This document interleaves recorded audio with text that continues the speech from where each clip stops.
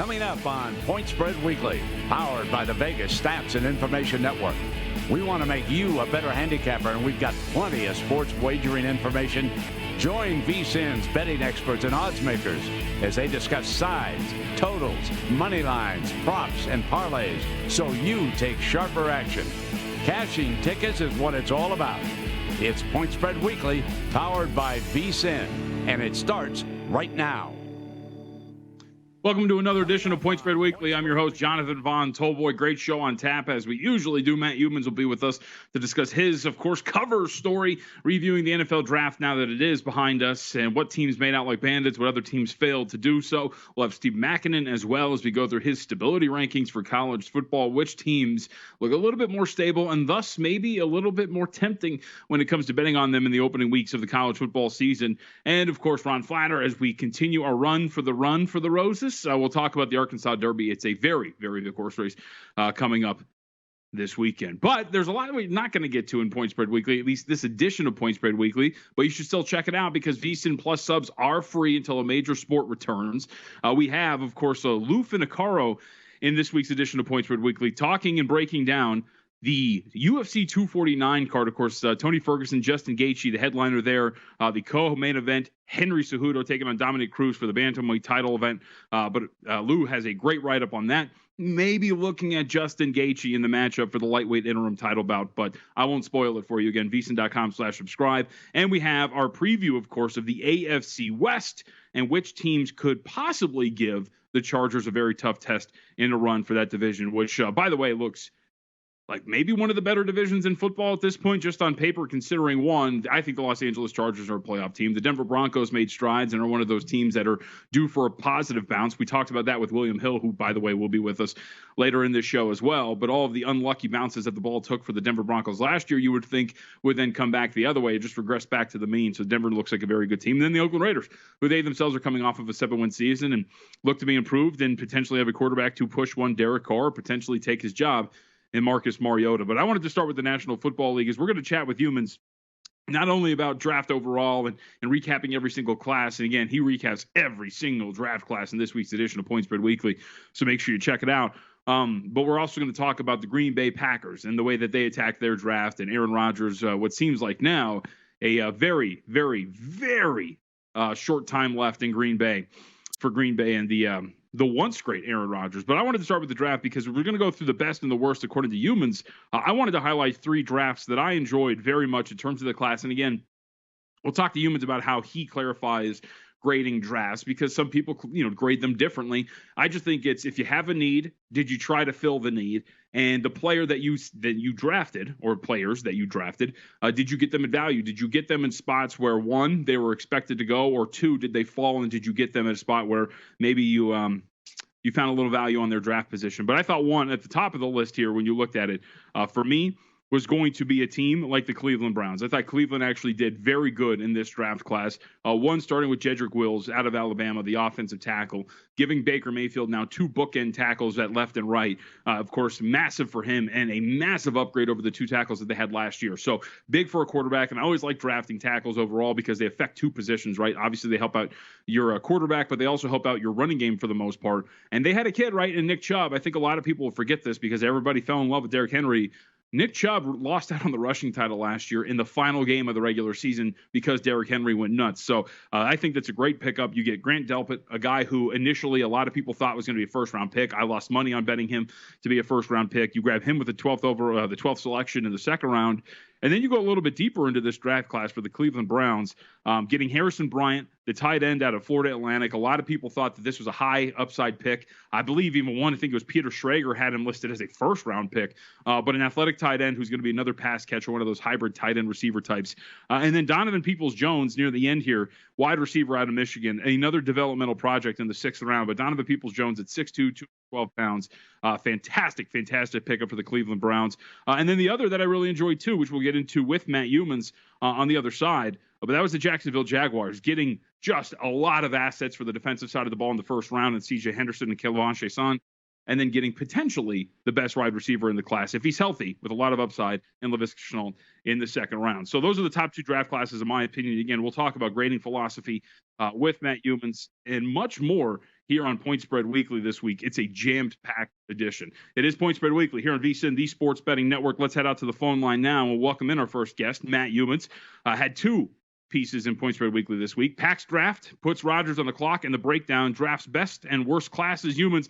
Let's start with the headline story, the cover story. That, of course, the Green Bay Packers and the selection, not only the selection, the trading up and the selecting of one Jordan Love out of Utah State immediately puts the spotlight on Aaron Rodgers and his relationship with the Green Bay Packers. You also had reports that Matt LaFleur was actually just sick of Rodgers and the way he handled things behind the scenes, and so he wanted to change the narrative, whatever that means, by selecting Jordan Love.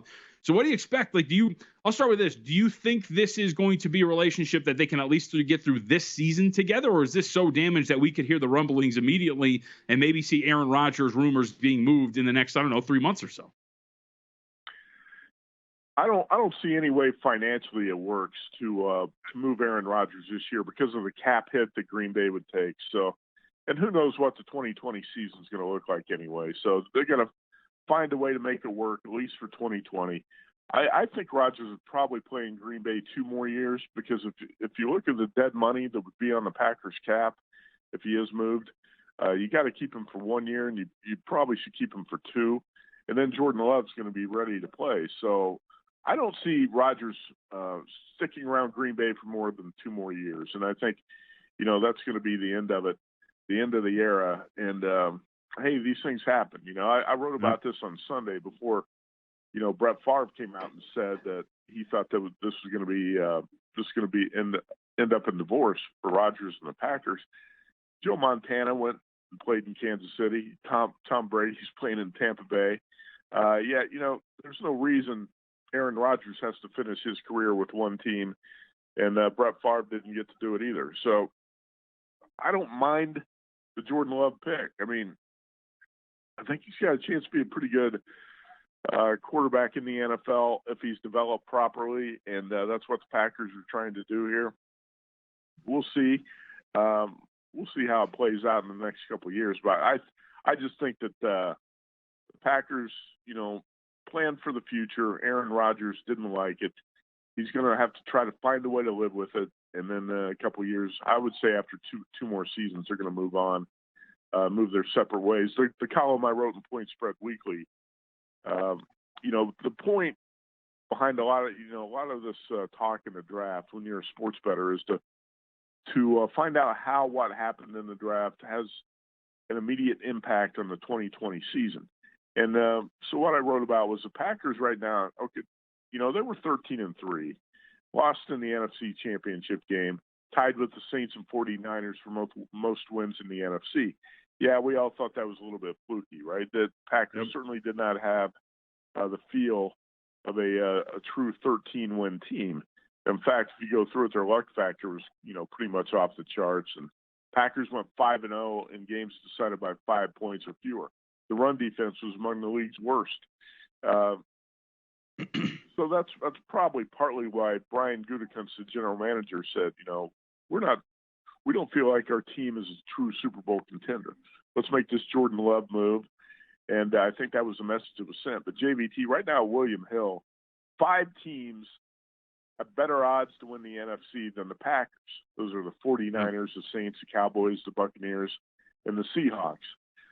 So Green Bay is a 9-1 shot to win the NFC after reaching the title game, the 6th pick on the board. And Circus Sports, Chris Bennett said he was so unimpressed with Packers draft class, he raised the Super Bowl odds from 17-1 to 20-1. It's not a dramatic adjustment, obviously, but each year after the draft, very little is done in terms of adjustments to Super Bowl odds. Very little. And typically, if any adjustments are made to the top contenders in the AFC or NFC, it's going to be lowering the odds, say like from 8-1 to 6-1 or something like that. Well, Green Bay's up to 20-1 from 17-1, and I think that just illustrates that the Packers draft class did nothing really to improve the team. Very little, let's put it that way, to improve the team for 2020. Yep. Yeah, that's the one thing. I think a lot of people are surprised. I was doing an interview right after the first round on Sirius XM Fantasy, And when they asked me who improved in terms of win totals after the draft, and I was like, actually, none of them. You look at this win totals, futures bets, they aren't really affected by a draft class. So it's pretty surprising when you look at it from Bennett's perspective to downgrade a team. And to your point too, Youmans, you and I have talked about this before. With the numbers for last year's Green Bay Packers team, all those numbers you mentioned and their DVOA metric, they had the second worst DVOA metric of a 13-3 team in NFL history. The only team that was worse than them in DVOA was the 1999 Colts, where they did that 3-13 and 13-3 first to worst type of deal. So this wasn't a team that was very good. Were there any others in terms of other than the Packers that were upgraded or downgraded at all with the futures bets at either book that you were looking at after the draft? Yeah, there were a few. I mean, the Packers win total of 9 stayed put, but William Hill, the over was -120, and now it's Circa, the under is -120. Yeah. So you're talking about odds makers expecting the Packers to regress from 13-3 to either 9-7 or 8-8. Just to illustrate the deal there with Green Bay. William Hill made minor adjustments in the prices for the Carolina Panthers, Miami Dolphins. I thought both those teams. Matt Rule picked 7 players, all on the defensive side. Carolina's win total is 5.5. Just a minor adjustment to the price. Dolphins win total is 6, shaded to the over. Dolphins had an 11-player class, and don't forget they picked up Matt Breida, running back from San Francisco. So Dolphins did a lot of things to improve. And when you look at the AFC East, there's no question that the Bills, the Jets, and the Dolphins have closed the gap on the Patriots, and 1 or 2 of those teams might pass the Patriots this year. Also, the Arizona Cardinals got a little bit of an adjustment in the right way after the draft. If you consider DeAndre Hopkins a second-round draft pick, which you should because that's what the Cardinals traded to the Texans for Hopkins, Cards had a hell of a draft, and Circus shortened Cardinals Super Bowl odds from 70-1 to 60-1. Division odds from 11-1 to 8-1, but those are just minor adjustments, and that's what you would expect after the draft because there's not going to be any major changes after the draft. Really, never is, but we did see a few things on the futures board change after last week's draft.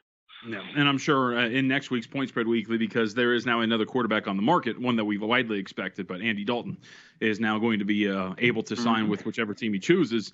And that was a team that was really tied to the New England Patriots for quite a while, and maybe that's what they were waiting for because they were one of those teams that was kind of frowned upon, right, in terms of not selecting a quarterback. And I think even Lombardi, he's brought it up multiple times. He brought it up in Point Spread Weekly, the whole armchair analysis thing when it comes to grading drafts. And he wasn't a fan of the criticism levied at the Patriots because he essentially told me on Lombardi line, and I know he's told you that, like, look, the Patriots did their analysis. You don't think that they've looked at Stidham with the quarterbacks in this draft, and they just didn't seem like there was a massive upgrade there, in the spot that they were in. Well, 2 things to follow up on there. One is I understand what he's saying when Mike Lombardi says these drafts are judged too early. Yep. But at the same time, what are we going to do? We're going to sit around and say, John, I'm not going to analyze this draft class. Just check back with me in 3 to 5 years. Another good one in the books. Let's go. And the other thing is that, Andy Dalton was the guy I pegged for the Patriots all along. I didn't think it was going to be Cam Newton. I thought if Bill Belichick picked one quarterback off the market, it was going to be Dalton.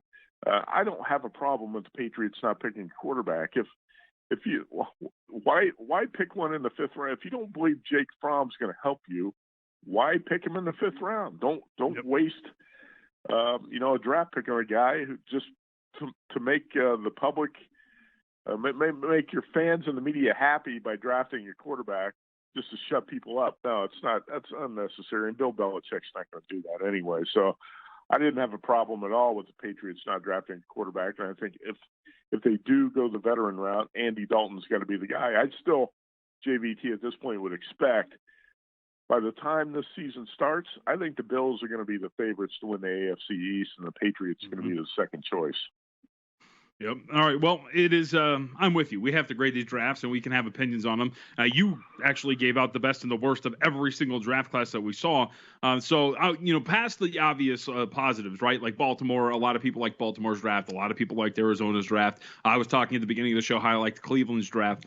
What is the one draft that you don't think is getting enough in terms of headlines, conversations, whatever it is, but a draft class that you really like that we haven't really touched on yet? I'll go with the Colts. Yep. Here of about 18 to 20 draft classes that I like. There's not too much to dislike about the draft. We talked about the Packers, and there are a few other teams I didn't think did very well, including the Falcons, the Texans, maybe the Raiders. But nobody's really talking about the Colts draft, and I actually think this is a team that's built to win big now, and I expect the Colts to be a double-digit win team this season if Phillip Rivers can run an efficient offense, and that's a big question. He turned the ball over 20 times last year. The Chargers were 0-6 within their division. But now he is playing behind arguably the best offensive line in the NFL. The Colts draft Michael Pittman and Jonathan Taylor. So you get a big wide receiver, a stud running back right there in the second round. I thought the Colts did a pretty good job in the draft and added to a team that really last year – you talk about the Packers being lucky. The Colts were unlucky, and they had issues with their kicking too. They've, I think, addressed those kicking issues here in the offseason as well. Rodrigo Blankenship was an undrafted free agent after Steven Gostkowski was picked up. Colts have, I think, done everything possible to make every area of their team better this offseason, and I think the Colts are going to be a 10-win team and should be the favorites in the AFC South if Phillip Rivers can get the job done, and that's the only reason I think to doubt the Colts at this point. Yep, I would completely agree. Indianapolis. I was one of those. I've compared it a couple of times this week, Youmans, to the Alonzo Mourning gif, right, where he's sitting there shaking his head, and you can see him doing the math in his head, and he just starts to actually nod. He's like, okay, I actually like what I was looking at there. At first, I thought defensive talent was much more important for him, but like you said, right, if you trade a draft pick for a player, it's partly considered part of your draft. You get DeForest Buckner with the first-round pick. You get some more weapons. The last time they had a 6'4" just go up and get it type guy at wide receiver, it's been a long time. So I'm a fan of Indianapolis. I listed off Jacksonville as one of the ones that I liked. How about Denver? Because I thought Denver had a really intriguing draft, and it was geared at the top of it to get their young quarterback weapons, because he was 4-1 last year, Drew Lock, but it was like an unsensational 4-1, right? Like he barely averaged 200 yards a game. The yards per attempt were under 7, got the job done, but they were clear in that, look, let's build around Drew Lock. Let's see what we have with the kid. Yeah, that's a good way to put it, too, because I don't think Drew Lock blew anyone away with the way he played at the end of the year. But the Broncos found ways to win those games, and sometimes that creates false hope, right? Like, hey, we're winning with Drew Lock. He's going to be our franchise quarterback. Well, John Elway's actually done a really good job in recent drafts. If you go back and look at what the Broncos have done in the last 3 or 4 drafts, I like it a lot. The problem is, he's whiffed on a few quarterbacks, and that's where fans and the media tend to focus, and they criticize Elway because he's whiffed on QBs, and that should be a strength. So if he hits on Drew Lock, who's a second-round pick last year, I think the Broncos got a pretty good team around him, and this AFC West is very competitive, obviously, in the pursuit to catch Kansas City from behind. I thought Denver had one of the best drafts. Yeah, Jerry Jeudy and KJ Hamler. You get two receivers to help out Drew Lock. You got to do everything possible to help out Lock. Cushenberry, the center from LSU, that offensive line needs a little bit of help as well. A couple of years ago, I told you I thought Cortland Sutton was the best receiver in that draft. I thought the Cowboys should have picked him right around the 20th pick. The Cowboys passed. They did get a hell of a player in Leighton Vander Esch, so I can't blame the Cowboys for that. But Sutton slipped to the second round. The Broncos grabbed him, and that guy's a star. You look at the receivers the Broncos have now with Sutton, Jeudy, and Hamler around Drew Lock. I think they've set the foundation for success offensively, and the defense is still really good. Cushenberry is going to help the offensive line. So I thought the Broncos did have a really good draft. And I agree with what you said. For really the first time in my life, I have said I love the Cincinnati Bengals draft. Yeah, I'm impressed by the thinking Jacksonville Jaguars draft. Yeah, yep. The Jaguars drafted really well. The Bengals drafted really well. Very seldom do we say that. And, I also thought the Browns were a team under the radar a little bit. The Jets drafted well. The Vikings filled a lot of needs, had a pretty good draft as well. Some of those teams have not been getting a whole lot of hype when you're hearing the draft breakdowns, but I thought those teams all did pretty well. Yep. So let's go. We're not all positive here. Some of the drafts that stuck out to you that were somewhat quizzical, head-scratching. I think Chicago tops the list just in terms of, the first-round pick of Cole Kmet. Cole Kmet himself could be a pretty good pick at tight end, just a player in general. But when you spent your offseason like acquiring tight ends, you have a roster kind of full of them. It just doesn't make much sense from a draft standpoint from what you need. No, and I didn't put the Bears on the. We're talking winners and losers, best and worst, whatever. I didn't put the Bears on the worst list because I actually love the first two players they picked. I just don't think they filled the need that they needed to fill. So what do? Do you take the best player or do you fill a need? Cole Kmet, tight end from Notre Dame. Ian Book at Notre Dame had two great targets last year, Cole Kmet and Chase Claypool, who went to the Steelers. That's going to hurt Book in 2021 if we see a college football season. But Cole Kmet's a hell of a tight end. He's going to be a really good player. But the Bears already had, 9 or 10 tight ends on the roster? 9, I think. So that obviously was not a need position. Jalen Johnson, the cornerback from Utah, I like a lot too. But that wasn't the Bears had so many other needs. I think the problem is Ryan Pace, the GM, just doesn't seem to have a plan. It just kind of very disorganized in the way the Bears are going about their business. And I'm not real high on what the Bears did. But, the Eagles, I think, are right there in the fringe of the worst category, unless that Jalen Hurts pick in the second round turns out to be a hit. I didn't like the Jalen Reagor pick from TCU, a smaller wide receiver. I thought there were better wide receivers on the board. Like you just said, you get Laviska Shenault in the second round. He might end up being a lot better than Jalen Reagor, who the Eagles took number 21. I really didn't like the Eagles draft. It was not one of the worst. JVT. I'm going to rate the Falcons, the Packers, the Texans the worst in terms of 2020 impact. All right, Matt Youmans, editor for Point Spread Weekly. Find out all the work in Point Spread Weekly this week. Remember, VSiN Plus subs are free, and we'll be back here on PSW.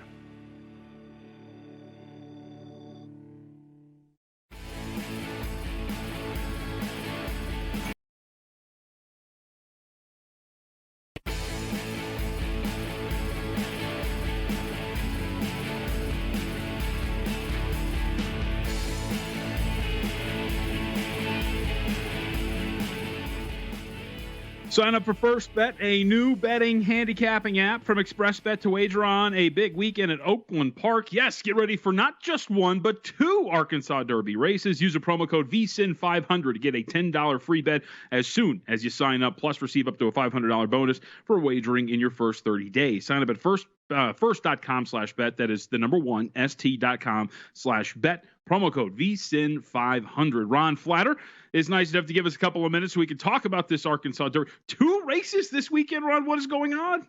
2. There were too many horses to put into one, so they split it in half. They split the purse in half.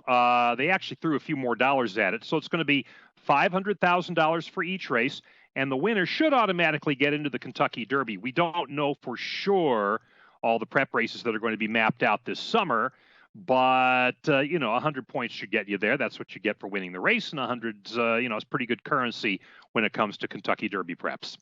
So in a lot of sporting events, when there's groups involved, right, sometimes there is a group of death. Is there a group of death here in this Arkansas Derby?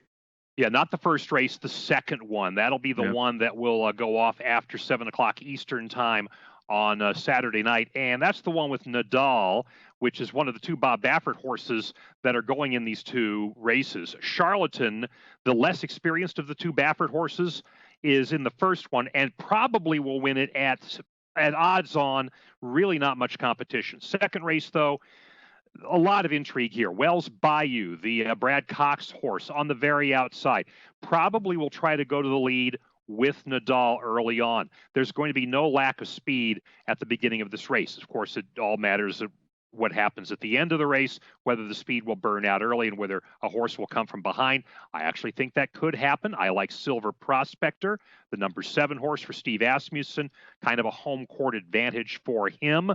And I like him at maybe odds of 10-1. I don't think you're going to get 10-1, maybe 7 or 8-1, but that's the horse I like maybe to come in, pick up the pieces if the pace is too hot, too early.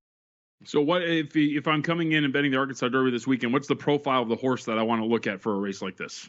Well, it's interesting because it varies because, like, for instance, the very first division where Charlatan is the only speed horse really in the race, Shooter Shoot scratched out of the race, could have challenged him for the lead. You want a speed horse if he's going to be the only speed horse, if nobody is as fast as him and he can get out on a loose lead. In the second one, though, I think you want a horse that's a pace chaser. When you look at the Brisnet forms, they're the ones who either look as with an EP number next to their names or a P number. That means they're going to be in mid-pack, stalking the pace, maybe a little forwardly placed, and then they'll get first run on the burnout speed when they come into the stretch. Ron Flatter with us again. You can check out the two pieces in Point Spread Weekly this week. Arkansas Derby, then a long dry spell, what we're discussing for this weekend's race. What about the Oakland handicap? What's the difference here? Oakland handicaps for older horses. They will also go 1 1/8 miles. This one's almost like a Breeders' Cup race, JVT. I mean, when you look at the field for this race, it's older horses, as mentioned, and the favorite for the race is a tepid favorite when you really look at it, and that's Combatant. It's the horse I like, actually, in this race. John Sadler trains him. Joel Rosario will have the ride, but you've got horses in here. Tacitus, who's been kind of a complicated horse in time from the East Coast for Bill Mott, 9-2 by my standards, coming back off injury from last year's Kentucky Derby for Brett Calhoun at 9-2. Mr. Freeze at 6-1 for Dale Romans. Joe Talamo getting the ride there, one of the leading jockeys at Oakland Park this time of the year, this winter and spring. So, like I said, I like Combatant in this race. I like Warrior's Charge with Florent Giroux for Brad Cox, one of the two Brad Cox horses in this race.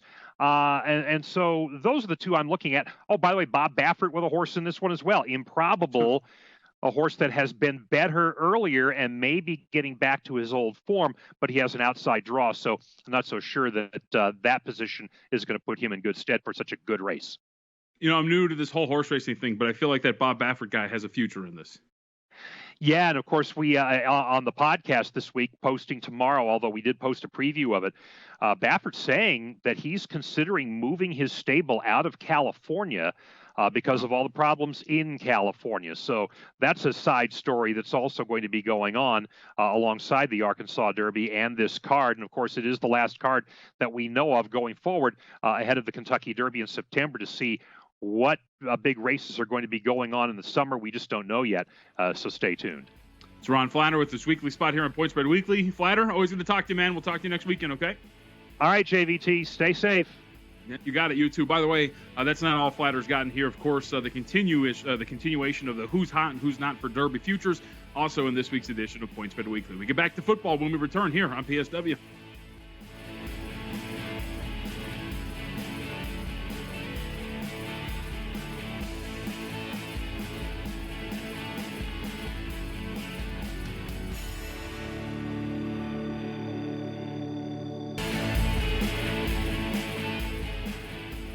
Welcome back to Point Spread Weekly here on VSiN, the Sports Betting Network. A reminder that all your VSiN Plus subscriptions are free until a major sport returns. So check it out, vsin.com/subscribe. Sign up. You don't have to worry about paying, canceling, anything like that. And what you get as part of it, you get to watch us 24/7 live video streams, plus the replays, everything that's accessed there, all of the articles that are behind lock and key, and also Point Spread Weekly, which is out every single Wednesday. It is our weekly sports betting missive. And one of our regular authors, William Hill, nice enough to give us a couple of minutes as we continue our jaunt through some of these season win totals. Will, we appreciate the time as always. So I just wanted to ask you like a philosophical question first off. Generally you're not seeing movement in win totals in terms of numbers and juice after an NFL draft. So what's your philosophy when it comes to handling win totals around draft time? Because I wouldn't think much of what happens in the NFL draft affects your thinking with win totals other than, let's say, like a first overall pick at quarterback like Joe Burrow. Yeah, well, I think a lot of it, for all the attention the media pays and all the mock drafts, and look, I'm as guilty as anyone. I watch all of it. I love it. I'm sad. I was thinking, because today's Thursday, this time last Thursday, I'm so excited getting ready for the draft, one of my favorite days of the year. And it's not that it's not important. It's just I think most of us don't know how to evaluate it. We're not GMs. A lot of these guys, we're not going to know for a few years the impact. I mean, there's philosophical things where you look at Green Bay and you say, obviously, they're picking a quarterback in the first round. That's not going to help them this year. Ignoring the fact that it's going to throw off their chemistry perhaps with Rodgers. But, I just think like Lamb will help the Cowboys. There's a few guys here and there that I like or don't like. But other than that, I don't really know how to interpret. I think most of us don't. And that's why I think you see a lot of these lines stay the same. Yep. So let's get into a couple of the ones that you have wrote about. And one of these that I really like, and I think it's kind of lost on people, the season that Derrick Henry had last year was great. It was phenomenal. But we forget that he only ran for over 100 yards one time in the first 9 games, and a lot of it was at the back end of the year. So you have the Titans win total here under 8.5. Talk us through some of the reasoning. I know Derrick Henry is part of it, but give us a little bit more on why you think Titans are going to win 8 or fewer games. Well, yeah, you just touched on it, and as you mentioned it, I'm kicking myself that I didn't mention it because not only did he have 449 carries, they really made a point of it at the end of the year to get him. I think it was the rushing title for the season, and they just kept feeding him. Remember, it was that last game, I believe, against the Colts, where they just kept handing him the ball. Or no, it was the Texans, where the Texans arrested people. And they just kept handing him the ball, and then they rode him, obviously, into the playoffs through 3 rounds. And if you look at the track record of guys touching the ball that much, it's not pretty the following year. You see a lot of decreased production. You see a lot of injuries. Guys never seem to duplicate that production when they have a significant workload from one year to the next. I mean, look at Le'Veon Bell. He sat out the next year to rest his body, and last year we barely ever heard of him. So I think that's a formula that's going to be very hard to duplicate. Throwing for 70 yards and 80 yards in playoff games is a tough way to win in the NFL now. It's definitely a passing league.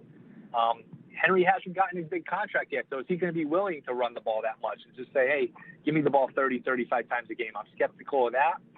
And it took a lot of luck for them to get that 6th seed. I mean, you're a Colts fan. Andrew Luck retires. Even if after that, Brissett had him cruising, he gets hurt, and Vinatieri misses every kick known to man. Those are two big reasons why the Colts aren't the 6th seed. And throwing Roethlisberger's injury, I think a lot went right for the Titans, and I worry about them duplicating that.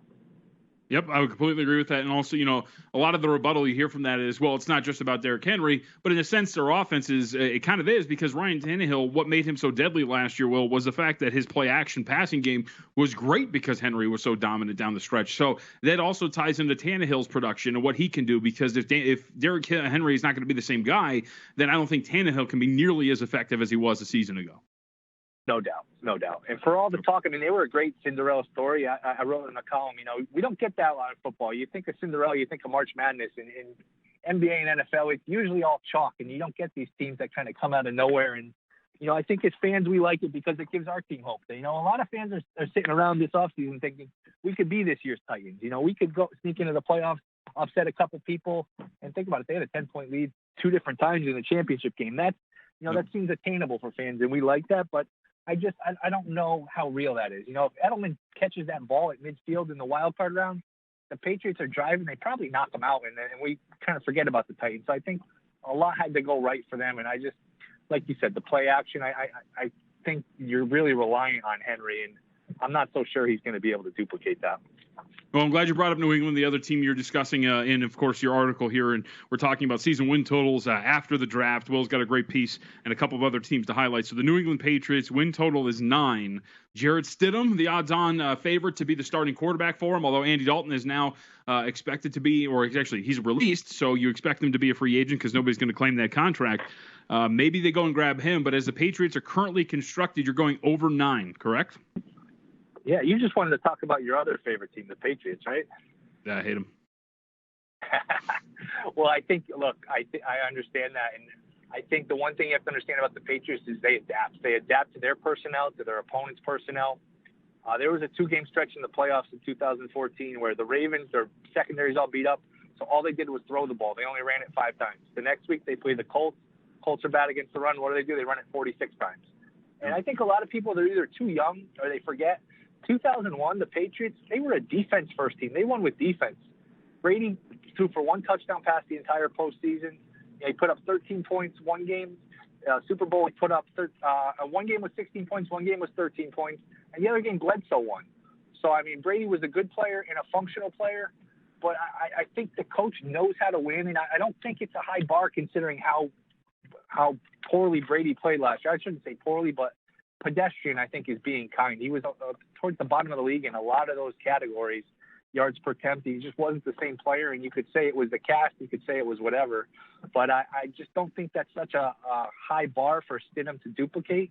I think he can get around what Brady gave you. They still have a good defense, and I think the coach knows how to win, and he's going to hear everything all spring and all summer about how the Patriots are done, how Gronk didn't want to go there, how it's falling apart, and I'm just not ready to go there yet. I feel good. When I bet on Belichick, I feel good, whether it's a game or whether it's a season. And I think that division, there's nobody that scares you. The Dolphins, the Jets, I'm a little higher on both those teams, but neither of those teams strike the fear of God into you. The Bills had the softest 11-5 ever last year. They had one playoff win.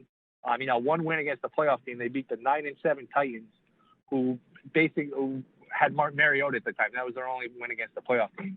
And their schedule is going to get a lot harder this year. I just think you got 6 wins that are up for grab, and they're going to be hearing everybody all spring and summer kicking dirt out of it. I'm not ready to go there yet. Yep. William Hill, again, find his piece in Point Spread Weekly, some win totals and some discussions on going over or under said win totals. Will, we're up against it, but we appreciate some time as always, man. Thank you very much. JVTC, man. Thank you.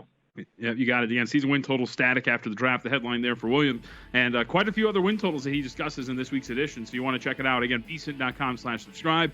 Your Plus subscriptions are free. We'll return. Steve Makinen is going to join us. We get to college football and a little bit more of the draft and maybe not getting paralyzed about the analysis coming in.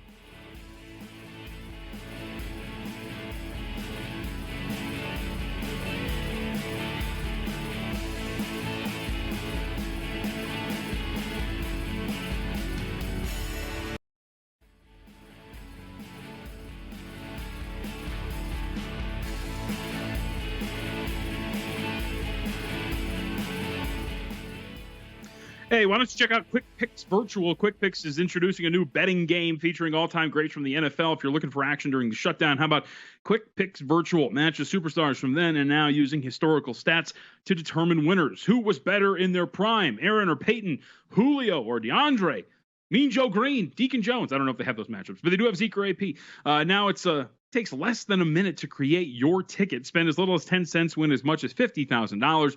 After a limited time, VSiN customers get this special offer. Get a $1 match up to $100. When you sign up for a new Quick Picks account, go to quickpicks.com/VSiN bonus. Do it now. Offer will expire soon. Got to be 21 or older and a resident where Quick Picks is offered. That's quickpicks.com/VSiN bonus. Start playing Quick Picks Virtual now. It's Point Spread Weekly here on VSiN, the sports betting network. Also a reminder that VSiN Plus subscriptions are free. You get to read all the great content for Point Spread Weekly. Steve Makinen, who is very intimate with the magazine, is featured every single week as he is our editor and the man behind the mission.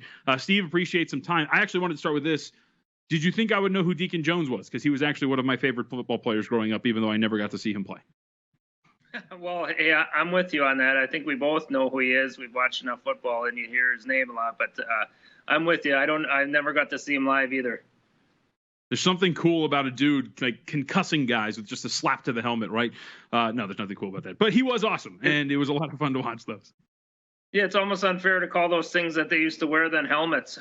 Was there any padding, and were they protective at any sort? I mean, it's funny to watch sometimes.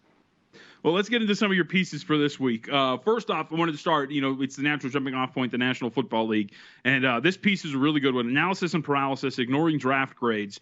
And you talk about this from the standpoint of, using draft grades and looking ahead. And I think some people get really wrapped up in the NFL draft and how it impacts a certain team. And I think it's funny because usually, and we talked about this at the beginning of the show, you actually usually don't see anything move in terms of win totals, futures odds, things of that nature coming out of an NFL draft because a lot of these guys aren't going to impact their teams in the now other than a guy like a Joe Burrow who's the first overall pick and expected to start a quarterback right away. Yeah, and the way you analyze that is interesting too because obviously you take a team like Cincinnati, they were expected to take Burrow, so anything that happened there – it was opposite would have changed a win total, you know what I mean? So I think a lot of times people overreact to any types of movements in the win totals when beforehand odds makers are sort of projecting what type of players this team is going to get, anything real impactful that can change that win total. And obviously, actually the reason that I put this article together is I couldn't believe the response to the Packers draft. I kept reading stuff, and I guess I didn't see as big of a weak spot as everybody else did, and their grade was a B-. It wasn't like it was totally ravaged by the graders. So very interesting perspective on that. Well, it's interesting. I'm glad you brought up the Packers because Youmans in this week's Point Spread Weekly wrote about how over at Circa they were so impressed with the draft that their odds went from 17-1 to 20-1 to win the Super Bowl. So there was actually a tangible effect from the draft class on the betting odds for the Green Bay Packers this year. Yeah, no, again, that's one of the main reasons I put this together. I wanted to see that if the draft grade that a team's got and maybe the reaction across the board made any difference in how teams might fare that next season or the next couple of seasons. And didn't really find too much relationship, and that's basically the basis for the article. Yep. Again, so that one's in there, analysis paralysis, ignoring draft grades. You can find that in this week's edition of Point Spread Weekly. You can also find a little bit more, of course, on college football and stability rankings and determining college football stability for the 2020 season. So first, just give us the general thought with your stability rankings, because I know this is a regular thing for you here in Point Spread Weekly, what they are for those out there who haven't read your piece yet in the last few years. Okay, so this is sort of a simplistic formula that I do every year to determine a team's stability quantitatively. I judge, I see whether a head coach is returning, the coordinators are back, returning starters, and a returning quarterback as well. So these are I guess, if you want to call them the 5 main factors that go into determining my stability scores. Mm-hmm. And I mean, quite frankly, you can look at each individual situation a little differently, but just as an overall strategy, I put these things together and give a team a score. Now, when I say that, you take a team like Washington that has transferred Chris Peterson to Jimmy Lake. A lot of things aren't going to be different there because of a stable change like that. Other teams, Mississippi State, completely different this year. Very unstable situation. Now, obviously, by the end of the year, they could be pretty good. But the general basis of this article is telling you that the teams that are very unstable tend to not fare that well early in the season, particularly. So if you're watching the broadcast, you can see, according to Steve's stability rankings, the bottom teams in terms of instability. So your scores right there you see on the right-hand column. So walk us through a couple of these teams that you deemed pretty unstable. And what's the philosophy here? Actually, before you get to the specific teams, let's talk about the philosophy of handling a team. Let's say you have a team that is at the top of your stability rankings and at the bottom of your stability rankings. How do you handle them from a handicapping standpoint early in the season if you're a bettor? Okay, for the last maybe 5 to 6 years, I've kind of honed in on a deeper strategy for this. And what I tend to do now is I look for differences of 8 or more between teams. And it's only in the first 4 weeks of the season, as I think the lines tend to catch up after that period. So first 4 weeks of the season, look for a difference of 8 between 2 teams on the schedule. And the grades are clearly put out there on that chart and very easy to interpret. Yep. So we have a couple of the teams that are highly stable and teams that are not very stable. And again, you're looking at the unstable teams, scores of 3 or lower. Hawaii out of the Mountain West, and Hawaii, of course, losing Nick Rolovich, who's going to go over to Washington State. And there's always a ripple effect, right? He went to Washington State because Mike Leach went over to Mississippi State. But Hawaii's up there. Michigan State over in the Big Ten, of course. Mississippi State in the SEC. New Mexico in the Mountain West. Arkansas in the SEC. And then Washington State out in the Pac-12. Your teams here with stability scores of 3 or lower. So I'm curious, when you look at a team like Hawaii, I'm just because there was a couple of teams last year, or excuse me, a couple of years ago with Hawaii, Steve, where they were really unstable. They brought Rolovich back, but they had a lot of transfers. They had, I think, 7 total guys coming back. Has there already been like an aberration with some teams that are really unstable in terms of your rankings that have actually been surprising? Oh, of course. North Carolina last year. North Carolina was one of the most unstable situations of all. Now, there was a list of, I think, 5 teams that had 3 or less last year on the scoreboard. Those teams combined to go 17-44 straight up and 21-36 against the spread. So they were only 37% against the spread for the season. So keep that in mind as you look at this list. This is a group of general fade teams for the entire season if that pattern holds true. But again, North Carolina was one of the teams of that group last year, and they obviously had a pretty good season. And the cool thing about North Carolina is that now they're on the opposite side of the spectrum, right? Because they are one of your more stable teams with a score of 18. Yeah, that's true. A great end of the season last year. I think they outscored their last 3 opponents like 152-30. Huge effort in the bowl game. A lot of starters back this year. Mac Brown, second year. Sam Howell, Heisman candidate. A lot of good things going for that program this year. Some other teams, of course, that are most stable. And I noticed when I was going through the list, because your parameter here, of course, is 18 or higher, but it's all 18s across the board. Is 18 kind of like the highest score you'll get, or have you had teams that you can remember that have been well above 18 in terms of their stability? Well, the only difference you're going to get there is everything's stable there, except they don't have more than 20 or more starters back, which is very rare. I think the way I broke it out was like 17 to 19 gets 4 points, 20 to 22 gets 5 points. So, I mean, there could be some little intricate differences in there, but in general, I tend to look at maybe the 16 and higher good situations. So you can. I'm sure that if somebody studied and did some regression on this, they could pick some things out that do better or worse within the entire system. Yep.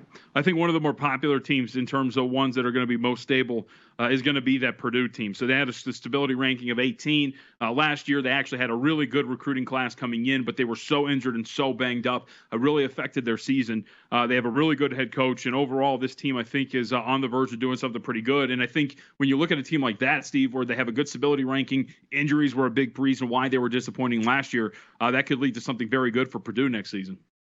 It absolutely could. In fact, they were 8-4 against the spread last year, so that they were actually a reward for bettors who backed them, despite the fact that they may be struggling and not get into a bowl game. But a lot of close losses with good recruiting classes coming in, a lot of stability coming back. Those are games that could easily turn around for Purdue and make them a real success story this season. Mm-hmm. So, again, a lot of work in Point Spread Weekly this week. Of course, Steve has his Determining College Football Stability for 2020 and the draft grades as well. Don't get paralyzed by them. You don't want to react too hard, and Green Bay being a great example of that. Steve, what else was in Point Spread Weekly this week? Let people know what they can find because, again, as there are a lack of sports here, it still amazes me that we turn out great content every single week. There's a lot of talented people involved with this thing. Yeah, it's I'm surprised every week we're able to come up with a lot of stuff that gives bettors a chance to both prepare and maybe even be entertained by some of the stuff going on right now. A lot of post-draft analysis.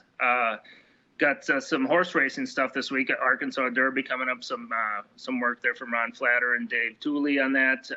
Even look at UFC 249 happening next weekend too. So a lot of good stuff. I've already heard there's some good stuff in the works for next week already too. So good time to be part of Point Spread Weekly, especially with it going out for free right now. Yep, Steve Makinen, again, editor for Point Spread Weekly. You can find all his work and much other work here in PSW every single week out on Wednesday. Steve, thanks for the time as always, man. We'll talk to you next week, okay? Yeah, you got it. Thanks for having me. Yep, you got it. Again, Point Spread Weekly, all VSiN Plus subs are free until a major sport returns. So check that out at vsin.com/subscribe every single week, Wednesday at 10 a.m. And again, we didn't even get to everything that was in this week's edition of Point Spread Weekly. A lot of draft content, but Tooley has his takes every single week. I think Tooley will be with us next week. A lot of horse racing as well. But we also have a continued look at a lot of these divisions. AFC West was this week's division to look at in the National Football League. Brady Cannon does a great job breaking that down and looking at which teams will give the Kansas City Chiefs a rugged test in the AFC West. All right, that does it for us here on Point Spread Weekly. Again, remember, vsin.com/subscribe, plus subs are free until a major sport returns. Until then, thanks for all the crew helping us out. We will see you next week.